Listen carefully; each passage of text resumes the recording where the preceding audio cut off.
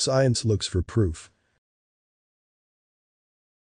that is observable and repeatable.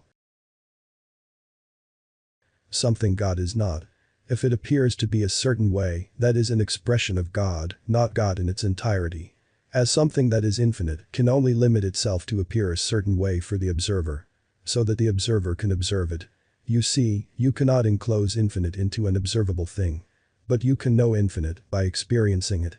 Therefore, it is very subjective.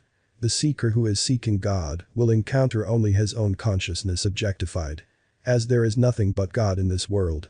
As God is the only substance out of which everything is made. And since you are also made out of the substance of God, you are experiencing what a drop would experience in an ocean. If you were to once again experience God, you would feel this infinite unity with everyone and everything. The point is, you cannot separate God from you as an external being. As there is no separation. It is all one ocean of consciousness experiencing itself as myriads of forms. So, looking for God outside of you as a tangible and observable entity that is separate from you is a lost cause. As what you will find is another aspect of your own consciousness objectified. Thus, God cannot be observed. God can only be experienced from within. As God is in you, in your own wonderful human imagination. If you insist upon an objectification of God, you will forever be lost in the mirage of your own consciousness, objectifying as what you believe God to be. This can be easily observed by researching countless mystical experiences of people with their versions of God. It is quite evident when we read the works of Dolores Cannon. She has documented a large number of studies of people who had near-death experiences or had past lives in her books. And my research on near-death experience reveals that it is a personal experience for each person. As they meet a deity in their NDE that they were most fond of or believed in. Hence, some found Jesus on the other side, some Buddha, and some Muhammad. Some agnostics would just feel the infinite unity and infinite love as they did not believe in any religion. You will find the God that is present inside your own imagination and nothing else. As your own wonderful human imagination is God, as Neville Goddard puts it. What if God was here all along? Experiencing a human life. Believing itself to be a human. Forgetting itself completely to have a genuine experience of human life. As there is no separate substance the source can use to create other than itself. So, if it gives anything consciousness, it can only give itself. As there is nothing outside of it. As there is no out there. As infinity never began, and it will never end. And you are the focus of this infinity at the point that you are. This infinity is experiencing life through you. And is focused in you completely at the point that you are. Immersed to a point where it has no recollection of its true self. And is now seeking meaning in this life. Trying to make sense of why it is here. What is its purpose? And where is God? What if, as I recently made a video, the universe depends on you for its expansion? That God, Source, the All, is betting on you to give it a new and unique experience. A new adventure. As it has given you free will. What is the point of free will anyways? The point of it is for you to decide. Not for you to look for answers in the external world.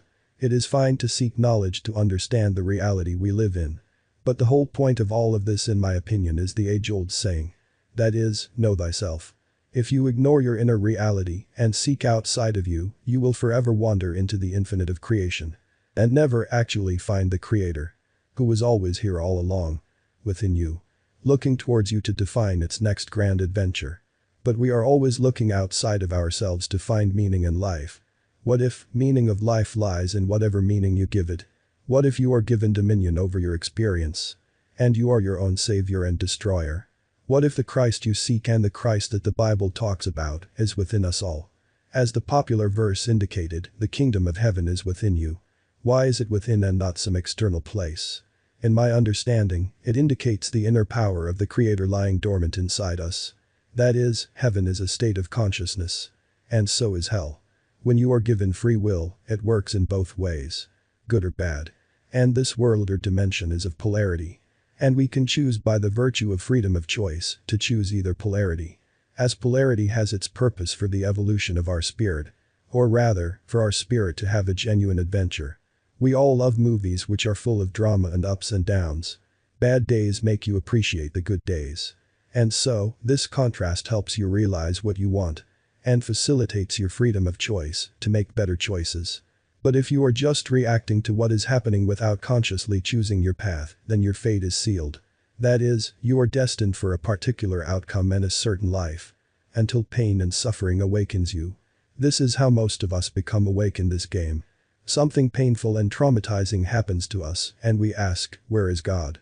And most of the time, we cannot reconcile the image of God that we are told by various religions with the traumatizing experience that we have gone through.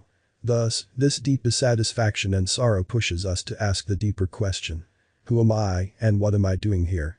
Hence, polarity forces you to seek the inner man, the savior within you. And you come to know that, I am is all is I am. And there is no separation. And I have dominion over my experience. I do not have to beg an external God to save me. As no such thing exists, again, because there is no real separation in consciousness. Hence you come to realize that you are the presence of God at the point you are, as Nikola Tesla eloquently put it. The out there is a goose chase. An interesting chase, but a never-ending one. As out there is simply a reflection of in here. The way you shape your inner reality shapes the outer reality. As the all is seeking a unique experience from within you.